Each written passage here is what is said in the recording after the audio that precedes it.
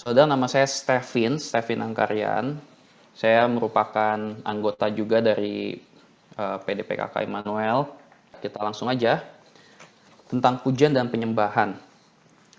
Jadi saudara, dalam pujian dan penyembahan ini secara teoritisnya punya banyak karena bahasa Indonesia tuh punya banyak keterbatasan dari kata-katanya, dari kosakatanya. Sebenarnya pujian penyembahan tuh kalau di bahasa aslinya, bahasa Ibrani itu punya banyak arti. Saya ambil sebagian. Contohnya ini. Yang pertama namanya barak. Nanti saudara mungkin boleh catat atau mungkin PowerPoint-nya dibagiin biasa. Barak. Barak ini kalau kita dengar pujian itu atau penyembahan kan sesuatu yang kayaknya mungkin nyanyi gitu ya, loncat-loncat, puji nama Tuhan gitu. Tetapi barak di sini adalah suatu bentuk pujian, menyatakan suatu sikap penghormatan dalam keheningan di hadapan Allah. Tidak ada pernyataan, nggak ada ekspresi vokal gitu. Jadi barak ini mempunyai satu arti, yaitu dalam keheningan gitu. Jadi kita bisa mencari Tuhan juga dalam keheningan, memuji Tuhan juga bisa dalam keheningan. Mungkin habis penyembahan atau lagi pujian biasa kita diam, kita merasakan hadirat Tuhan gitu, merasakan kasihnya yang mengalir gitu. Itu disebut dengan barak. Selanjutnya adalah sabah. Sabah ini bisa dibilang kebalikannya dari barak tadi, yang artinya berseru dengan suara keras, berseru dengan gaduh gitu. Jadi suatu sorak kemenangan, suatu sorak pujian yang memuliakan, yang megah gitu. Berseru tentang kemuliaan Tuhan, tentang kuasa Tuhan, tentang kasih Tuhan, kemurahan Tuhan, tentang semuanya. Dan barak ini disebut juga pujian kemenangan yang memekik gitu. Suaranya sampai memekik untuk menyatakan, memproklamasikan atau menyatakan kejayaan Tuhan gitu. Sabah. Selanjutnya yadah. Yadah ini suatu pujian dalam bentuk menggunakan tangan. Jadi bisa dalam bentuk mengangkat tangan, kayak biasa kita di PD mengangkat tangan, atau juga menadahkan tangan seperti ini. Kayak biasa kita terima berkat. Ini disebut dengan yadah, pengakuan dengan mengangkat tangan, menyembah dengan mengangkat tangan, bersyukur dengan mengangkat tangan gitu. Selanjutnya taudah. Taudah ini korban syukur yang dinaikkan oleh orang Israel. Nah, ini adalah kata turunan dari yadah. Jadi yadah punya satu kata turunan, yaitu namanya taudah, yang berhubungan dengan penggunaan tangan juga sebagai ungkapan pengakuan, pemujaan, dan pengorbanan. Ini kurang lebih sama kayak yadah, ini bahasa turunannya gitu. Bentuk pujian ini harus dinaikkan dengan sukacita, walaupun dalam kondisi yang tidak mengajak untuk bersukacita gitu, dalam kondisi yang lagi susah gitulah. Kalau yadah dalam kondisi yang menaikkan syukur gitu. Selanjutnya halal. Halal ini memiliki arti atau kata dasarnya itu menjadi bersih, menjadi cemerlang, bersinar gitu. Kata ini dipergunakan untuk menyanjung, membanggakan, merayakan penuh dengan sukacita gitu. Lebih ke arah mengagungkan Tuhan. Nah, halal ini memiliki arti kata itu dari halal, yang artinya memancarkan benda-benda surgawi. Jadi sinarnya itu memancarkan terang itu dari sinar-sinar surgawi. Jadi bentuknya itu memantulkan cahaya. Kata halal ini di Perjanjian Lama digunakan sebanyak kurang lebih 113 kali. Bentuk pujian ini harus dipersembahkan dalam suatu sikap kegirangan. Nah, kalau kita lihat kata haleluya, yang artinya pujilah Tuhan, itu sebenarnya pada awalnya diambil dari halal yadah. Halal yadah akhirnya menjadi haleluya, yang berarti pujilah Tuhan dengan kemegahan, dengan penuh sukacita, memasyurkan dengan suara yang nyaring. Selanjutnya zamar. Zamar ini pujian atau penyembahan rasa kepada Tuhan, tapi dengan memainkan alat musik gitu, dengan menggunakan alat musik petik atau gendang dan kecapi, gambus, seperti yang tertulis di Alkitab. Zamar ini juga diterjemahkan, artinya itu kosakatanya sama dengan Mazmur. Mazmur itu dalam bahasa Yunani disebut, kalau bahasa Inggris disebutnya Psalm. Nah, bahasa Yunani disebutnya Salmos atau Salo, yang artinya Zamar, yang artinya juga Mazmur gitu. Jadi kitab Mazmur itu artinya ya ini dalam bentuk kosakata ini Zamar, itu Mazmur. Lebih identik dengan memainkan alat musik. Dan yang terakhir, Tehillah.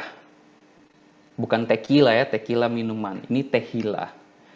Nah, Tehillah ini turunan kata dari halal. Yang tadi halal, yadah. Halal ini punya turunan kata lagi namanya Tehillah. Artinya pujian pengagungan. Ini pujian yang spontan, secara spontan dan tingkatnya di atas yang lain gitu. Jadi ini kayak high praise bentuknya. High praise ini adalah Tehillah.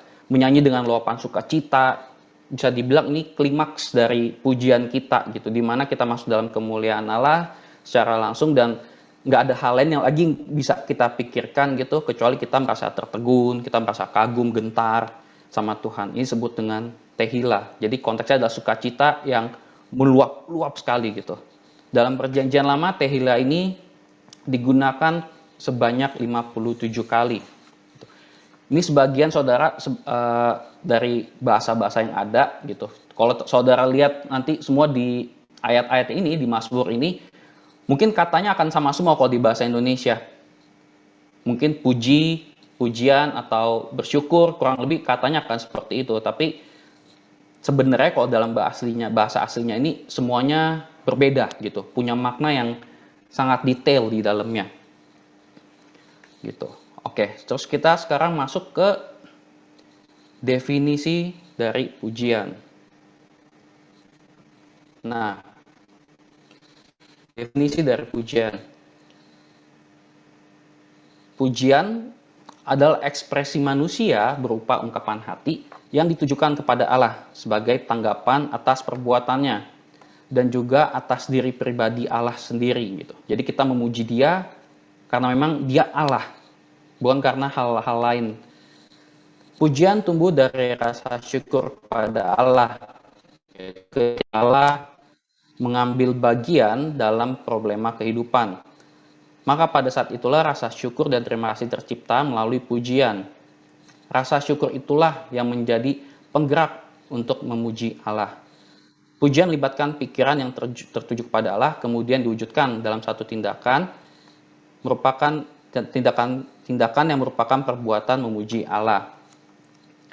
Dan pujian ini, saudara, merupakan suatu keputusan, lahir dari satu keputusan di mana kita harus bersedia memuji Allah, yang artinya kita terlepas dari diri kita sendiri. Dalam keadaan kita buruk, dalam keadaan kita baik, kita sudah terlepas dari itu semua dan kita punya satu keputusan, apapun keadaan kita mau memuji Allah. Pujian ini juga biasanya memberikan kekuatan untuk meraih kemenangan atas setiap problema kehidupan kita, atas setiap masalah kita, tekanan hidup. Pujian juga merupakan senjata yang Allah letakkan dalam diri setiap orang yang percaya. Seperti dikatakan dalam mulut bayi-bayi ini, Tuhan telah menyediakan pujian. Jadi Tuhan sendirilah yang telah menyediakan pujian. Pujian merupakan ekspresi iman yang menunjukkan kepercayaan manusia kepada Tuhan atas kuasanya yang bekerja dalam diri setiap orang yang percaya. Pujian diberikan kepada Allah karena memang Allah layak dipuji, karena memang Dia Allah, terlepas dari apapun keadaan kita. Pujian yang dinaikkan kepada Allah tidak mempengaruhi eksistensi Allah sebagai Allah, bukan dalam artian kalau kita lihat di kitab Perjanjian Lama banyak sekali yang bangsa Israel saat nggak ada apa-apa mereka puji emas dan itu dijadikan Allah sama mereka gitu. Jadi bukan apa yang dipuji itu jadi Allah, tetapi memuji Allah itu sebab karena memang Dia Allah. Terlepas dari manusia, dari kita memuji Tuhan atau enggak, Dia tetaplah Tuhan dan itu tidak berubah apapun dalam eksistensi Allah. Tetapi pada dasarnya kitalah yang membutuhkan, kita yang membutuhkan untuk memuji Tuhan. Lanjut kita ke definisi penyembahan. Penyembahan ini lahir dari pengenalan akan Allah. Jadi kita nggak bisa bilang kita menyembah Tuhan kalau kita nggak benar-benar kenal sama Dia. Ibaratnya kita menyembah sesuatu yang kita nggak tahu. Apakah itu bisa dibilang menyembah? Saya rasa enggak. Tapi satu rasa penyembahan itu lahir dari satu pengenalan akan Allah. Pengenalan akan Allah ini timbul dari inisiatif Allah sendiri. Allah yang telah terlebih dahulu menyatakan diri kepada manusia lewat karya penebusannya, Tuhan kita Yesus Kristus, menunjukkan kasih-Nya. Kita bisa mengasihi karena Allah telah terlebih dahulu mengasihi kita.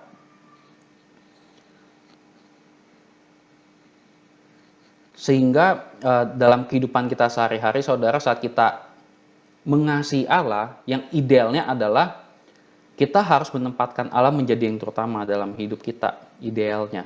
Karena kalau pengenalan akan Allah kita baik, seharusnya kita tahu bahwa Allah menjadi tempat yang terutama dalam penyembahan kita.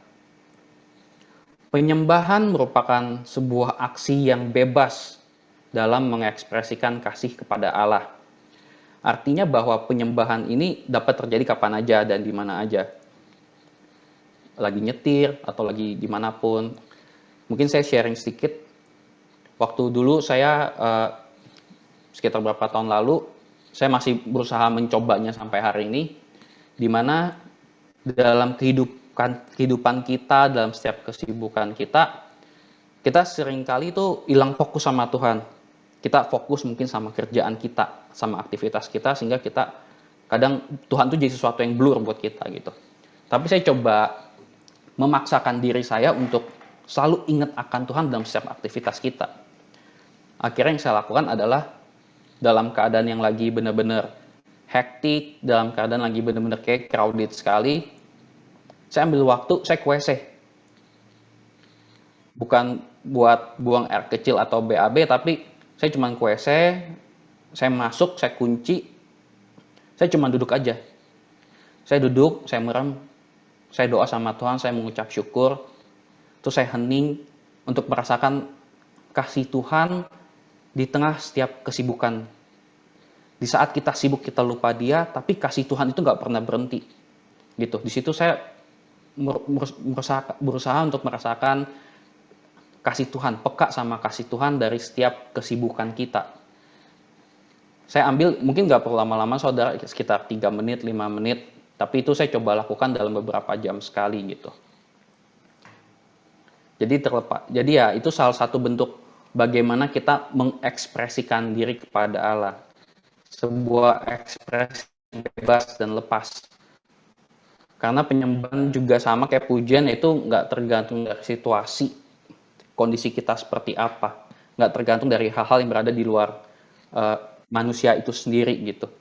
Contoh mungkin kalau kita onsite atau offline, kita lebih enak mungkin kalau penyembahan ada lagu, ada sarana gitu ya, ada gedungnya, mungkin ada alat musiknya, ada mixer, ada mic, ada sound system dan lain sebagainya. Tapi sebenarnya kita ini menyembah Tuhan itu di luar dari itu semua. Tapi memang itu adalah sebuah media, sebuah sarana yang Tuhan kasih untuk kita bisa menyembah Dia. Idealnya saudara, saat kita menyembah Tuhan, kita harusnya nggak tergantung dengan yang namanya sarana itu, alat musik, nggak tergantung dengan yang namanya mic dan lain sebagainya. Karena penyembahan itu adalah pengenalan akan Allah, adalah suatu hubungan yang intim antara kita dengan Allah tanpa dipengaruhi oleh pihak luar manapun. Menyembah ini berarti membawa umat Allah, membawa kita, membawa orang-orang yang percaya untuk menyambut Allah, untuk berkuasa atas kehidupan kita, atas pribadi kita. Dan kita menyatukan sifat serta gambar dirinya dengan kita dalam kehidupan kita secara nyata, sehingga kita dibawa pada satu tujuan, yaitu menjadi serupa dengan Kristus. Nah, saat penyembahan kan tadi ada saya katakan bahwa penyembahan merupakan suatu aksi bebas untuk mengekspresikan diri. Nah, kita masuk dalam sebuah ekspresi. Nah, ini adalah ekspresi yang kita kita percayai dan tertulis juga, saudara. Saudara bisa lihat sini ada menyanyi, mengangkat kepala. Jadi bisa juga mungkin dia hening sambil mengangkat kepala. Itu juga termasuk pujian. Menadahkan tangan, mengangkat tangan, menari, berlompat, berjalan, bersorak-sorai, zamar tadi itu memainkan alat musik, berbahasa roh, menyanyi dalam bahasa roh, bertepuk tangan, ada juga berdiam diri, tertawa, tersungkur, dan bersujud. Jadi ada banyak ekspresi yang bisa kita luapkan untuk menyatakan pujian dan penyembahan kita sama Tuhan. Jadi kita nggak bisa menghakimi seseorang saat misalkan yang lain semua penyembahan angkat tangan, itu semua bahasa roh gitu. Tapi kayak ada satu dua orang yang dia diem aja nggak angkat tangan, dia diem aja begini. Kita nggak bisa menghakimi dia, dia kok nggak penyembahan sih, lagi penyembahan. Karena pada dasarnya kondisi hati seseorang itu kita nggak akan pernah tahu. Bisa aja kita yang, mungkin bisa aja singer dan WL di depan yang menyembah angkat-angkat tangan, belum tentu mereka punya motivasi yang benar saat mereka menyembah. Bisa aja mungkin mereka pengen dilihat orang gitu. Tetapi mungkin ada umat yang kayaknya dia diem aja merasakan kasih Tuhan gitu. Nggak angkat tangan, dia diem aja gitu. Jadi kita nggak bisa menghakimi seseorang dia menyembah atau memuji berdasarkan cuman dari apa yang kita lihat, saudara. Nah, tadi ada satu lagi. Saya masukin satu, yaitu untuk pemusik. Seringkali kejadian gini, mungkin kalau saudara lihat mungkin kebanyakan terjadi KRK gitu ya. Di KRK, kok kesannya musisi ini pamer gitu. Wah, kayak jago sekali dia. Kok kita mungkin yang jadi jadi umat gitu, kita yang jadi tim pemuji, saya nggak perlu. Buat apa? Bener nggak? Tapi di satu sisi, kita juga nggak boleh menghakimi para pemusik ini. Mungkin kelihatannya show off, pamer, tapi itu kan penghakiman kita. Kita juga harus ingat bahwa setiap musisi ini tuh memiliki talenta yang diberikan sama Tuhan. Saat dia bermain, dia juga ingin memberikan yang terbaik buat Tuhan dari apa yang sudah Tuhan kasih. Jadi dia berusaha main abis-abisan, dia berusaha main dari yang terbaik yang bisa dia kasih. Jadi itu juga salah satu bentuk ekspresi untuk seorang musisi, karena nggak mungkin lagi setengah main, mungkin drummer gitu ya, lagi main drum terus dia angkat tangan, ketukannya hilang gitu. Yang main gitar, main keyboard, karena itu nggak mungkin terjadi. Mereka harus terus mengiringi jalannya pujian dan penyembahan. Jadi kita nggak bisa menghakimi setiap pemusik atau musisi yang mereka sebenarnya menurut saya berusaha memberikan yang terbaik. Tetapi memang balik lagi kondisi hati dan setiap motivasi kita manusia, cuman Tuhan yang tahu. Selanjutnya, hambatan dalam pujian dan penyembahan. Di Roma 7, 18-19 dikatakan, sebab aku tahu bahwa di dalam aku, yaitu di dalam aku sebagai manusia, tidak ada sesuatu yang baik. Sebab kehendak memang ada di dalam aku, tetapi bukan hal yang berbuat apa yang baik, sebab bukan apa yang aku kehendaki, yaitu yang baik yang aku perbuat, melainkan apa yang tidak aku kehendaki, yaitu yang jahat yang aku perbuat. Jadi dalam keadaan kita, saudara, sebenarnya dijelaskan bahwa sebenarnya kita ingin berbuat baik, tetapi perbuatan-perbuatan baik itu lebih sulit untuk dilakukan, dan kita cenderung melakukan perbuatan-perbuatan yang tidak baik, yang sebenarnya memang lebih mudah untuk dilakukan. Ini adalah sebuah pergumulan dalam setiap diri manusia, di mana pada saat kita berusaha hendak memuji dan menyembah Tuhan, ada sebuah kekuatan dari kuasa kegelapan yang berusaha mencegah supaya keintiman ini jangan terjadi, supaya pengenalan akan Allah ini jangan terjadi. Makanya apa yang tidak baik, apa yang itu yang lebih mudah untuk kita perbuat. Contohnya, dosa. Dosa ini dalam sudut pandang teologi kekristenan yaitu adalah simpelnya pelanggaran terhadap cinta kasih Tuhan. atau pelanggaran cinta kasih terhadap Tuhan yang mengakibatkan terputusnya hubungan antara manusia dengan Allah, terhambatnya hubungan antara manusia dengan Allah. Kalau dari Katekismus Gereja Katolik sendiri mendefinisikan bahwa dosa adalah suatu pelanggaran terhadap akal budi, terhadap kebenaran, dan hati nurani yang baik. Dosa tidaklah sebatas dengan perbuatan aja, tetapi para bapak gereja, dokter gereja, dan juga Santo Agustinus di dalamnya menyatakan bahwa dosa ialah perkataan, perbuatan, dan juga keinginan yang bertentang dengan hukum kasih.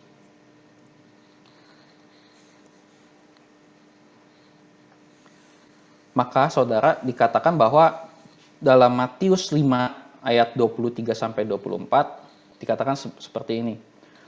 Sebab itu, jika engkau mempersembahkan persembahanmu di atas mezbah, dan engkau teringat akan sesuatu yang ada dalam hati saudaramu terhadap engkau, tinggalkanlah persembahanmu di depan mezbah itu. Dan pergilah berdamai dahulu dengan saudaramu, lalu kembali untuk mempersembahkan persembahanmu. Selanjutnya, yaitu kebiasaan, suatu rutinitas. Tapi kebiasaan sini dalam artian di mana penyembahan, pujian penyembahan ini itu cuma jadi satu rutinitas belaka. Nggak lagi ada yang namanya satu hubungan di dalamnya. Contoh, mungkin kita semua ini sekarang pegang handphone gitu ya. Kita semua sekarang punya handphone. Tapi once handphone kita ketinggalan sehari dua hari kita sama sekali nggak nyentuh handphone, kebiasaan kita kan jadi berubah. Harusnya keadaannya seperti itu saudara. Saat kebiasaan itu berubah, ada sesuatu yang kayaknya kok hilang ya gitu. Makanya berapa banyak dari kita yang handphone udah ketinggalan, akhirnya balik lagi ke rumah untuk ngambil handphone. Itu seperti itu, pujian penyembahan harusnya jadi sesuatu yang kalau kita nggak memuji dan menyembah Tuhan, kok ada yang hilang gitu rasanya. Bukan cuma suatu rutinitas belaka dalam kehidupan kita, kayak kepede ya udah ya ada pujian penyembahan, tapi itu cuma jadi sesuatu yang asal lewat begitu aja gitu.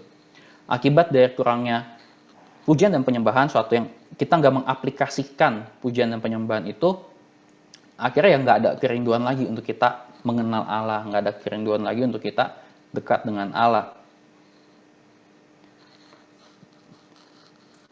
Selanjutnya adalah intimidasi iblis. Nah, kita balik dulu ke yang nomor 1, saudara, yang dosa. Dosa ini kan menjadi satu penghalang ya. Satu penghalang yang tadi pelanggaran akan cinta kasih Allah, suatu penghalang yang menghambat hubungan kita dengan Tuhan. Tapi saat kita berdosa, kita mohon ampun sama Tuhan, kita menerima sakramen tobat, Tuhan sudah mengampuni. Tapi juga seringkali dalam kenyataannya adalah saat kita sudah diampuni, terus kita memuji dan menyembah Tuhan, seringkali ada bisikan, kamu nggak layak untuk memuji dan menyembah Tuhan. Kamu habis ngelakuin dosa ini. Padahal kita udah mohon ampun. Tapi setiap kesalahan, setiap dosa kita tuh selalu yang ada di masa lalu, yang sudah Tuhan ampuni itu di-rewind lagi, dimainkan lagi. Terus timbul lagi perasaan bersalah, perasaan nggak layak, perasaan nggak enak. Terus kita jadi mungkin nggak pede lagi gitu. Kita menjadi merasa takut untuk bersekutu sama Tuhan gitu. Merasa kita nggak layak. Ini juga salah satu dari bentuk penghambat, yaitu intimidasi iblis. Yang kita harus ingat mungkin saudara adalah tentang perumpamaan tentang anak yang hilang. Saat anak itu, saya yakin saudara tahu ceritanya, anak itu pergi dari bapaknya setelah dia minta warisan. Tetapi saat anak itu memutuskan untuk kembali dan dia bilang, saya jadi karyawan bapak saya aja deh. Tapi ternyata bapaknya nggak seperti itu. Dari kejauhan, bapaknya sudah berlari untuk menyambut dia. Memakaikan jubah, diberikan sepatu, diberikan cincin. Jadi yang harus kita pahami saudara, setelah kita melakukan dosa dan kita mendapatkan rahmat pengampunan daripada Tuhan, tentu dalam prosesnya kita berusaha untuk gak jatuh lagi ke dalam dosa itu. Kita berproses di sana, kita mengandalkan Tuhan, Tuhan mengampuni. Dan kita jadi seperti anak hilang yang dari kejauhan pun Tuhan sudah lari-lari untuk menyambut kita dan memakaikan semua yang terbaik untuk diri kita. Selanjutnya adalah permasalahan.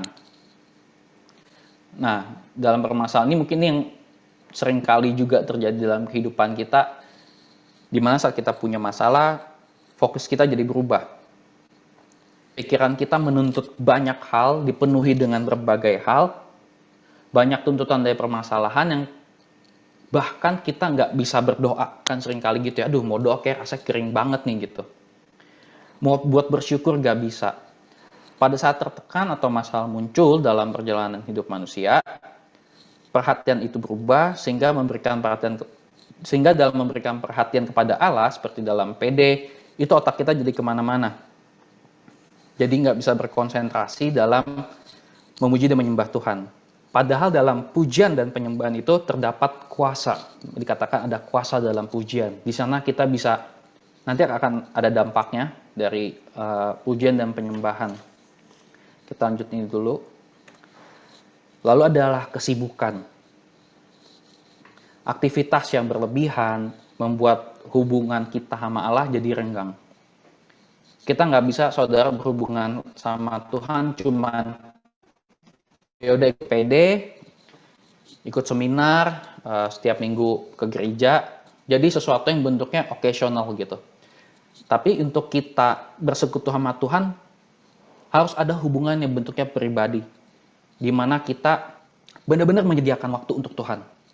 Yang sendirian, jadi ibaratnya kayak orang pacaran lah, berduaan aja sama Tuhan. Gitu. Dan itu yang harus kita lakukan. Karena kalau enggak, kesibukan kita ini akan memakan kita. Sehingga enggak ada lagi yang namanya kedisiplinan dalam hal waktu yang seharusnya diberikan kepada Allah. Kesibukan ini bisa juga begini, saudara, mungkin enggak sibuk. Tapi mungkin manajemen waktunya yang nggak baik. Manajemen waktunya yang kurang sehingga seakan-akan sibuk tapi nggak produktif. Gitu. Itu juga bisa terjadi. Dan yang sering terjadi dalam pelayan-pelayan adalah, terutama dalam pelayan PD, sibuk melayani sampai akhirnya lupa sama esensi akan pelayanan itu sendiri. Lupa sama punya hubungan yang pribadi sama Tuhan, jadi lupa. Sibuk melayani, wah kelihatannya dia setiap hari datang nih ke gereja gitu ya. Kalau PD datangnya awal banget, pulang paling akhir, sibuk beresin apa segala macam, perbuatannya baik, saudara, perbuatannya baik. Tapi dia kehilangan satu esensi dari pelayanan itu sendiri. Yang dimana kita juga harus bisa seperti Marta dan Maria, dimana saat Tuhan Yesus datang, Marta sibuk melayani, betul gak? Dia siapin minuman, apa segala macam. Itu kita pelayanan, saudara. Tetapi dikatakan Maria, bukan yang dilakukan Marta tidak baik ya, tapi dikatakan bahwa Maria mengambil bagian yang terbaik. Terbaik. Yang terbaiknya adalah kita duduk di kaki Tuhan, kita punya satu relasi yang intim sama Dia, berduaan aja sama Dia. Entah dalam doa, entah dalam saat teduh, entah mungkin lagi di mobil, lagi di kendaraan umum, lagi di motor, dimanapun saudara. Setiap ada waktu, usahakanlah untuk kita selalu tuh punya komunikasi berdua sama Tuhan, bukan komunikasi yang asal lewat gitu ya, tapi usahakan satu komunikasi yang bentuknya tuh intim sekali, suatu yang kayaknya dalam gitu, deep talk sama Tuhan. Tapi bukan artinya pelayanan itu tidak baik, saudara ya. Tapi memang dalam perjalanannya yang terbaik adalah kita harus punya satu hubungan yang intim sama Tuhan. Nah, di sini saya masukin alasan memuji dan menyembah Tuhan. Singkat aja, saudara. Saya yakin kita semua punya alasan untuk memuji dan menyembah Tuhan. Yang pertama, manusia diciptakan oleh Allah untuk memuji dan menyembah Allah. Tujuan Allah ketika menciptakan manusia adalah untuk memuliakan Allah serta memperkenankan Dia selamanya. Yang kedua, Allah memerintahkan manusia untuk melakukan hal itu, untuk melakukan penyembahan, untuk menyembah Dia.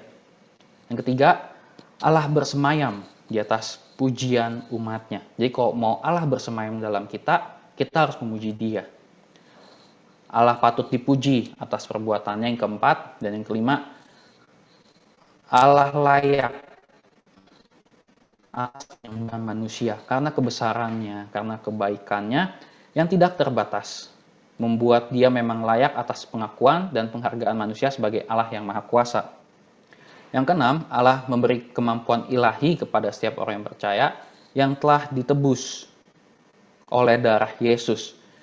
Kemampuan ilahi itu adalah untuk memuji dan menyembah Allah. Yang ketujuh, pujian dan penyembahan adalah ungkapan hati manusia yang penuh sukacita dan ucapan syukur serta terima kasih dengan cara yang berupa sikap penghargaan dan penghormatan yang ingin ditujukan kepada Tuhan.